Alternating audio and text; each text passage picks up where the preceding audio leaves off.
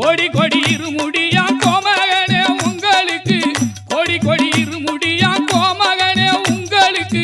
நாடி வரும் பக்தருக்கு நல்ல வழி காட்டிடவே சாமிய துந்தக்கம் ஐயப்ப துந்தக்கம் சரண துந்தக்கம் மாலைய துந்தக்கம் ஆளத்தோட வருவாரா